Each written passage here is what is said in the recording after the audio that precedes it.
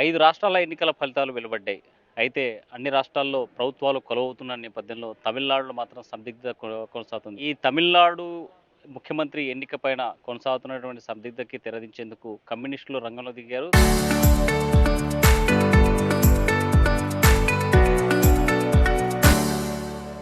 తమ మద్దతు ప్రకటించారు. మరోవైపు కాంగ్రెస్ పార్టీ కూడా సంపూర్ణ మద్దతు ఉంటుంది అని చెప్పినటువంటి నేపథ్యంలో మనతో మాట్లాడడానికి కర్నూలు జిల్లా సిపిఎం జిల్లా కార్యదర్శి గౌల్దేశ్ ఉన్నారు. సార్ చెప్పండి, తమిళనాడు రాజకీయాన్ని ఎలా చూడాలి? తమిళనాడు రాజకీయాలు ఈరోజు మొత్తం భారతదేశంలో ఒక ఆందోళనకరమైనటువంటి పరిస్థితి ఈరోజు చాలా స్పష్టంగా కనబడుతుంది. దీనికి కేంద్ర ప్రభుత్వం, అది గతంలో కాంగ్రెస్ కానీ ఇప్పుడున్నటువంటి బీజేపీ కానీ అనుసరించే విధానం చాలా దుర్మార్గమైంది. గవర్నర్ల వ్యవస్థను తమ రాజకీయ పార్టీ వ్యవస్థగా మార్చేటువంటి పరిస్థితి ఈరోజు కనబడతా ఉంది. అది అధికారంలో ఉన్నప్పుడు కనబడింది, ఇప్పుడు అధికారం ఏర్పాటు చేసే సందర్భంలో కనబడింది. గతంలో గవర్నర్గా ఉన్న రవి గారు అదే చేశారు, ఇప్పుడు ఈయన అదే చేస్తున్నాడు. జనరల్గా గవర్నర్ చేయాల్సిన పని ఏంటి?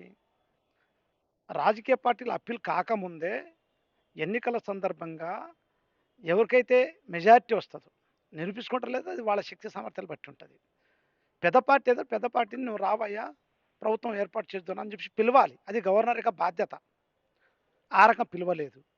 పిలవకపోగా నువ్వు ముందు నాకు లిస్ట్ ఇవ్వు. అసలు గవర్నర్ ఎవరండి అడగడానికి? అసెంబ్లీనే దాన్ని ప్రాథమిక. నువ్వు కూడా ఉంటావు, ఆయన ఆయన కూడా ఉంటాడు. బల నిరూపణకు టైం ఉంది. బల నిరూపణ సందర్భంగా నిరూపించుకోలేదనుకో, ఆటోమేటిక్గా నువ్వు వద్దన్న కూడా ఇంటికి పోతారు కదా. ఇప్పుడు విజయ్ గతంలో కాంగ్రెస్ ప్రకటించింది, నిన్న వామపక్షాలు ప్రకటించాయి. ప్రకటించిన తర్వాత ఇంకా 2 తక్కువ ఉన్నాయి కాబట్టి నువ్వు వెనక్కి. ఇంతకంటే దుర్మార్గం, ఇంతకంటే అప్రజాస్వామికం ఎక్కడ కూడా భారతదేశం ఇప్పటిదాకా జరగలే. విజయ్ ప్రజలకు అభిమానం చురగొన్నాడు కాబట్టి 108 సీట్లు వచ్చాయి. ఆయన పరిపాలన ఎలా ఉంటుంది ఆచరణలో ప్రజలు చూస్తారు. ఎవరైనా ఆచరణ బట్టే ప్రజలు నిర్ణయిస్తారు. బాగా చేస్తారని భావించారు, చేశారు. అంటే తమిళనాడులో బీజేపీ ఉనికే లేదు. బీజేపీకి వచ్చింది ఒకే సీటు. అయితే బీజేపీ ఇదంతా చేయిస్తుంది అని చెప్పడానికి ఒక పెద్ద ప్రచారం జరిగితే ఎట్లా చూడాలి? దీనికి గవర్నరు, ఆయన గవర్నర్ ఎవరు? ఆయన నేపథ్యం ఏంటి? ఎక్కడి నుంచి వచ్చాడు? ఆర్ఎస్ఎస్ కార్యకర్త, బీజేపీ నాయకుడు. మరి ఆర్ఎస్ఎస్ కార్యకర్త ఆర్ఎస్ఎస్ ఆలోచనలు ఉంటాయి తప్ప ప్రజాస్వామ్య ఆలోచనలు కూడా ప్రభుత్వం ఏర్పాటు చేసే ఆలోచనలు లేవు. అంటే మొత్తం భారతదేశంలోనే ఈరోజు కాదు, గతంలో కాంగ్రెస్ కూడా రాజ్యాంగం గవర్నర్ అంటే ఏ పార్టీతో నిమిత్తం లేకుండా ఒక మధ్యస్థ ఆలోచన కలిగిన వాళ్ళను గవర్నర్గా పెట్టే సంస్కృతి గతంలో ప్రారంభంలో ఉంది. ఆ తర్వాత మారిపోయింది. గతంలో కాంగ్రెస్ కూడా అదే చేసింది. ముఖ్యమంత్రులుగా ఉన్నట్టు వాళ్ళని గవర్నర్గా మార్చిన సంగతి మనం చూసాం భారతదేశంలో. ఇప్పుడు బీజేపీ అదే చేస్తుంది. అయితే బీజేపీకి ఒక సిద్ధాంతం ఉంది కాబట్టి కరుడు కట్టిన సిద్ధాంతంలాగా తన మతోన్మాద అజెండాను అన్ని రాష్ట్రాల్లో అమలు చేయాలి. బీజేపీ ఇంకా 100 సార్లు పుట్టిన తమిళనాడు మాత్రం బీజేపీ రాజకీయాలు అమలు కావాలి. బీజేపీ గుర్తుపెట్టుకోవాలి. తమిళనాడులో వామపక్షాలు కీలక భూమిక పోషిస్తూ ఉన్నాయి.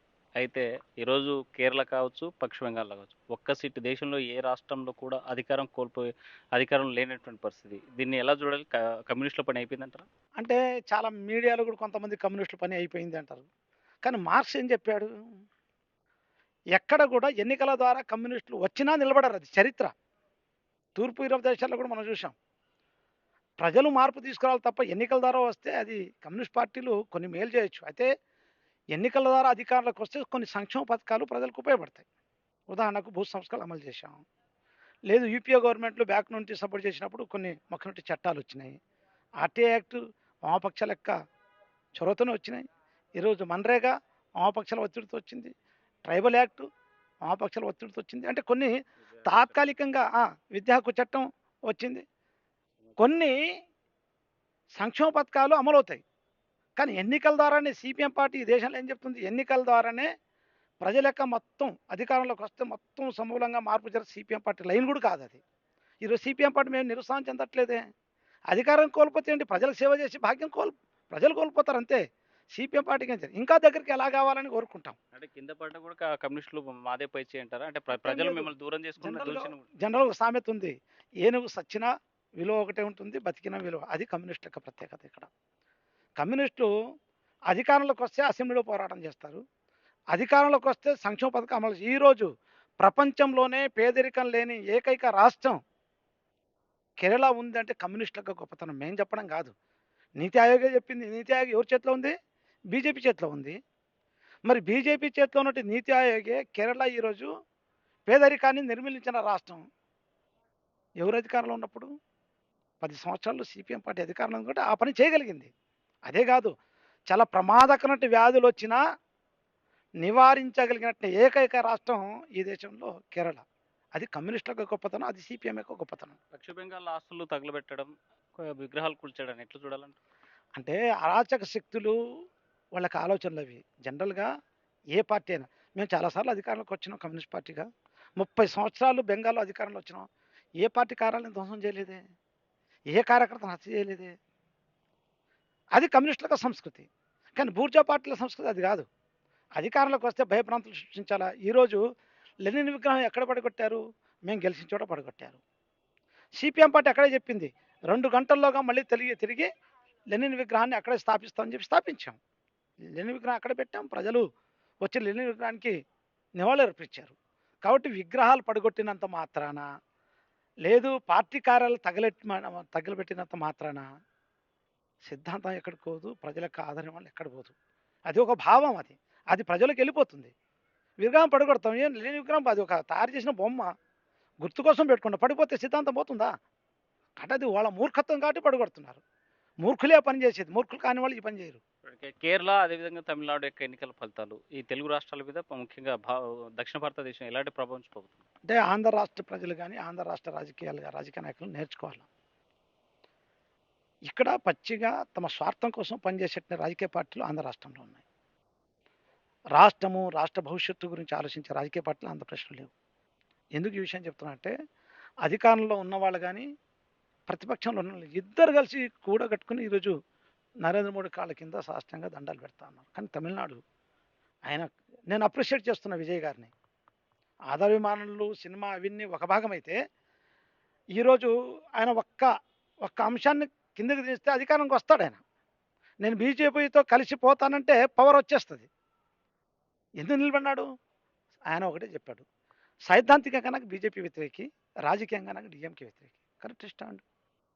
ఆ స్టాండ్కి ఈరోజు కూడా నిలబడినారు కాబట్టి ఇబ్బందులు వస్తాయి. ఖచ్చితంగా ఒక సైద్ధాంతిక అవగాహన నిలబడిన వాళ్ళకు ప్రపంచంలో ఎక్కడైనా ఇబ్బందులు వస్తాయి. విజయ్ గారికి ఆ రకమైన ఇబ్బందులు. కానీ ఖచ్చితంగా గట్టెక్కుతాడు. గట్టెక్కకపోతే దీనికంటే రెట్టింపుతో ఆయన మళ్ళీ ప్రజల్లో ఆధారం వాళ్ళు ఖచ్చితంగా పెరుగుతాయి. రేపు బీజేపీ కానీ, బీజేపీ వెనక ఉన్న వాళ్ళు కానీ, లేకుంటే ఇక్కడ నాటకాలు ఆడే వాళ్ళకి కూడా అసలు రంగు బయటపడుతుంది. ఏమైనా విజయ్ని ప్రభుత్వం ఏర్పాటు చేయడానికి ప్రభుత్వం కానీ, కేంద్ర ప్రభుత్వం సహకరించాలని కోరుతా ఉన్నాం. కేరళలో మేము కోల్పోయాం. మా ముఖ్యమంత్రి గారు చెప్పారు. ఇంకా ప్రజల దగ్గరికి వెళ్తాం మేము. ప్రజలు అనేక కోణాలు ఉన్నాయి ఆడ. ప్రత్యేకించి కేరళకు ఓ ప్రత్యేకత ఉంది.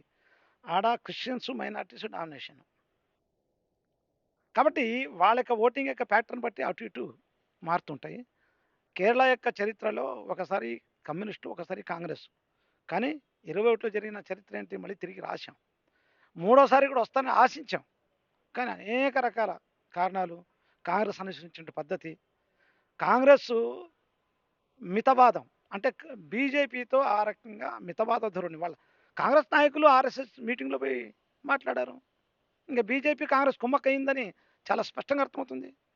అది కాంగ్రెస్ యొక్క బలహీనత. కాబట్టి కమ్యూనిస్టులు ప్రజల దగ్గరికి వెళ్తారు, ప్రజల కోసం పోరాటం చేస్తారు. అధికారం వస్తే పోరాటం అమలు చేస్తాం సంక్షేమ పథకాలు.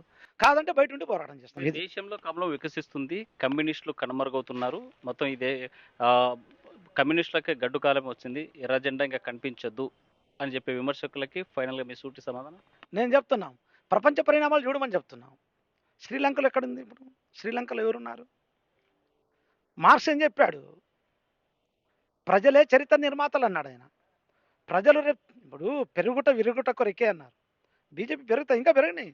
ప్రజల అసంతృప్తి బాగా పెరిగిన తర్వాత ఆటోమేటిక్గా కమ్యూనిస్టులే రేపు అధికారంలోకి వచ్చేది. ఇప్పుడు సైన్స్ ఏం చెప్తుంది? ఒక గర్భం దాల్చినటువంటి మహిళ బిడ్డను ప్రసవించక తప్పదు. ఈ దేశంలో కానీ ప్రపంచంలో దోపిడీ పోనంత వరకు కమ్యూనిస్టులు బతికే ఉంటారు. ఇది గుర్తుపెట్టుకోవాలి. మొత్తంగా చూసుకుంటే కమ్యూనిస్టులు కనుమరుగయ్యారని చెప్పే వాళ్ళకి ఒకటే సమాధానం. కార్ల్ మార్క్స్ సిద్ధాంతాన్ని మరోసారి పఠించండి. అయితే ఒకటే చెప్తున్నా, ప్రజలు చైతన్యవంతం కానంత వరకు కమలం ఎంత వికసించినా కమ్యూనిస్టులు కనుమరుగయ్యేటువంటి సమస్య లేదు. పోరాటం కొనసాగిస్తూ ఉంటామని చెప్పి గౌస్ దేశాయ్ చెప్పేటువంటి పరిస్థితి. వీడియో జర్నలిస్ట్ చంద్రశేఖర్తో హుస్సేన్ ఆర్టీవీ, కర్నూలు.